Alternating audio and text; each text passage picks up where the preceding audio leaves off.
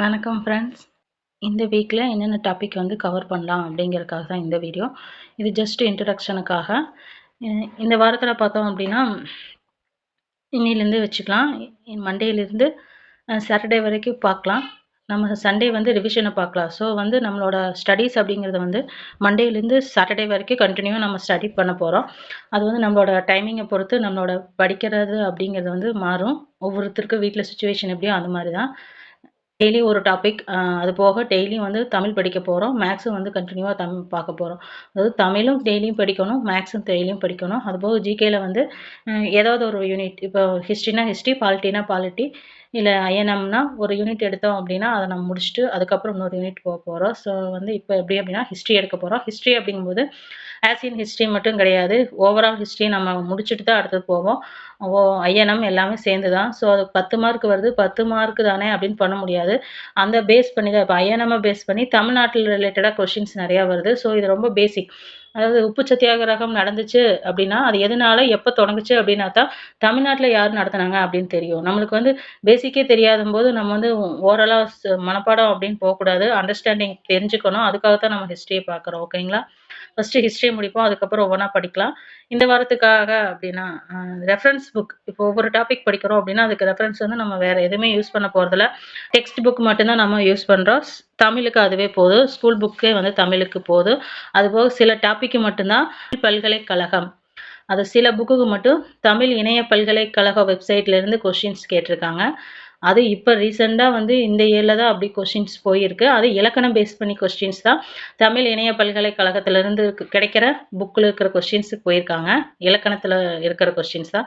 மற்றபடி நம்ம சமச்சீர் புக்கை தமிழ் புது புக்கு பழைய புக்கு ரெண்டையும் படிக்கும்போதே நம்மளால் கொஸ்டின்ஸ் ஒரு 50% கொஸ்டின்ஸ் அட்டன் பண்ண முடியும். அது நல்லா டீப்பாக புரிஞ்சுப்படுத்துவீங்க. கண்டிப்பாக 70% கொஸ்டின்ஸ் டெக்ஸ்ட் புக் படித்தவங்களே ஆன்சர் பண்ண முடியும். அது என்ன பொருள்கூறுகளாக அர்த்தத்தோடு படித்தவங்களுக்கு ஈஸியாக தான் இருந்திருக்கும். அதனால் டெக்ஸ்ட் புக் கண்டிப்பாக ஃபஸ்ட்டு படிப்போம். அதுக்கப்புறம் எக்ஸ்ட்ரா சோர்ஸுக்கு போவோம். கையில் இருக்கிற மெட்டீரியல்ஸை யூஸ் பண்ணி படிக்கலாம். ஸோ 6லேருந்து 12th வரைக்கும் இருக்கிற தமிழ் ஓல்டு புக், அடுத்தது புது புக், அது போக சிறப்பு தமிழ் நியூ ஓல்டு ரெண்டுமே எல்லாமே சேர்ந்து தான் நம்ம படிக்க போகிறோம். ஆனுவல் பிளானர் வரட்டும், அதுக்கப்புறம் நம்ம ஷெடியூலை மாற்றிக்கலாம். அதுக்கு முன்னாடி இருக்கிற டைமை வேஸ்ட் பண்ண வேண்டாம். வேலைக்கு போகணும்னு நினைக்கிறேன், கண்டிப்பாக வேலைக்கு போயிட்டு பார்ட் டைமாக படிங்க. இது வெற்றி விளிம்பில் தவற விட்டுருவீங்களே இருப்பாங்க. இப்போ குரூப் 4ல் மேக்ஸிமம் பார்த்தோம், அதாவது மினிமம்னே 153க்கு மேலே எடுத்தவங்களுக்குலாம் வாய்ப்பு இருக்குது. இந்த தாட்டி வேலைக்கான வாய்ப்பு அப்படிங்கிறது 153க்கு மேலே எடுத்தவங்களுக்குலாம் கிடச்சிருக்கு. இப்போது இதுக்கு முன்னாடி நடந்த குரூப் 4லலாம் பார்த்தோம்னா கட் ஆஃப் 164, 65க்கு மேலே வாங்கினா தான் அவங்க உள்ளே போக முடியும் அப்படிங்கிற மாதிரி இருந்துச்சு. அதாவது நான் சொல்கிறது பிசி அந்த மாதிரி கேட்டகரி, மற்ற கேட்டகரி சொல்ல நான் பொதுவாக இருக்கிற மேக்ஸிமம் பர்சன்டேஜ் பீப்புள் எப்படி இருக்காங்களோ அதை நான் சொல்கிறேன். அப்படி தான் இருந்துச்சு. இந்த தாட்டி கட் ஆஃப் கம்மியாக இருக்குது. எதனாலன்னா கொஸ்டினோட டஃப்னஸ் லெவல் இன்க்ரீஸ் ஆனங்காட்டி கட் ஆஃப் 150 கீழே வந்திருக்கு. ஓகேங்களா? இதே மாதிரி தான் கொஸ்டின்ஸ் இனி வர இதுலையே டஃப்பாக தான் இருக்கும். நம்ம ஈஸியால் எதிர்பார்க்க முடியாது. ஸோ அதுக்கு தகுந்த மாதிரி படிக்கிறதையும் நம்ம மாற்றிக்கலாம். 145க்கு மேலே வாங்கிட்டு நம்மளால் கவுன்சிலிங் போக முடியல அப்படிங்கிற வருத்தப்படாதீங்க. உடனே பின் வாங்காதீங்க. இவ்வளோ தூரம் நம்ம ட்ராப் அவுட் ஆகக்கூடாது.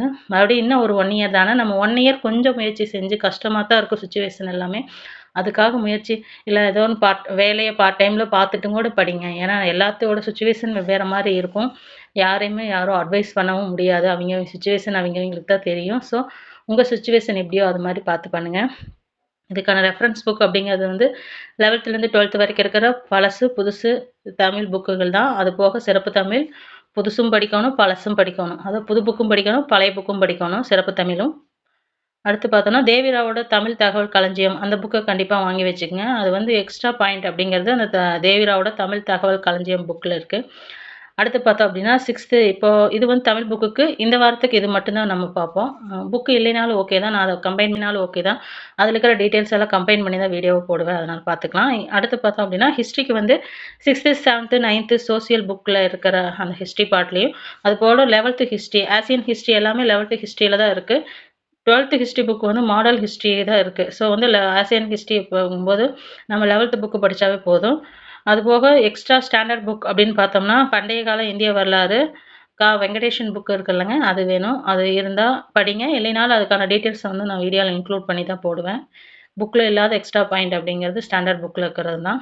பண்டைய கால இந்திய வரலாறு. ஆனால் ஸ்டாண்டர்ட் ஆத்தர் புக்கோட கொஷின்ஸ் இப்போ அவுட் ஆஃப் சிலபஸ் போயிட்டங்காட்டி நம்ம கண்டிப்பாக ஸ்டாண்டர்ட் ஆத்தரோடதும் பார்த்து தான் ஆகணும். அதனால பார்க்குறோம். ஓகேங்களா? ஆப்டிடியூட்டுக்கு வந்து ஸ்கூல் புக்கு தான். ஸ்கூல் புக்கு இல்லைன்னா நம்ம டிஎன்பிஎஸ்சியோட ப்ரீவியஸ் இயர் கொஸ்டின்ஸ் வந்து ரிவிஷன் பண்ணிக்கலாம். அது போக ஆர்எஸ் அகர்வாலோடது. ஆர்எஸ் அகர்வால் தான் பெஸ்ட்டு. பினாக்கலோட புக்கும் இருக்கும். அவரோடது அதாவது தமிழ் மீடியத்தில் கிடைக்காது. ஆர்எஸ் அகர்வாலும் கூட அந்த சந்திரா அப்படிங்கிறவர் வந்து தமிழில் போட்டிருக்காங்க. பினாக்கலோட புக்கு வந்து இங்கிலீஷில் தான் கிடைக்கும். அவங்களோடதும் நல்லா தான் இருக்கும். அதெல்லாம் யூஸ் பண்ணிக்கலாம். ஓகேங்களா? இந்த வாரத்தில் தமிழ் அப்படிங்கும்போது 6th ஓல்டு தமிழ் வந்து கம்ப்ளீட் பண்ணுறோம். அது போக திருக்குறளில் 3 இல்லை 4 அதிகாரம் எப்படி டைம் ஆகுதோ அதுக்கு தகுந்த மாதிரி பார்த்துக்கலாம். அது போக தமிழில் சிலபஸ் வைஸ் பார்த்தோம்னா யூனிட் 7 தமிழில் யூனிட் 7ல் இருக்கிற அறநூல்கள், ஔவையார்கள், அப்புறம் எதை சில டாபிக் பார்க்க முடியுதோ அது எல்லாத்தையும் பார்த்தலாம். மேக்ஸில் பார்த்தோம்னா simplification, LCM, HCF, percentage, ratio and proportion. இந்த 4 டாபிக் இந்த வாரம் பார்த்துக்கலாம். நிறைய போட்டு இந்த வாரம் படிக்க வேண்டாம். அதனால் 4 டாபிக் போதும். அடுத்து வரலாறுன்னு பார்த்தோம்னா இண்டஸ்ட்ரியல் சிவிலேஷனு, குப்தர்கள், டெல்லி சுல்தான், முகலாயர்கள், மராத்தியர்கள், விஜயநகரம் மற்றும் பாம்னி அரசுகள். ஒரு 6 டாபிக் இந்த வாரம் பார்க்கலாம்.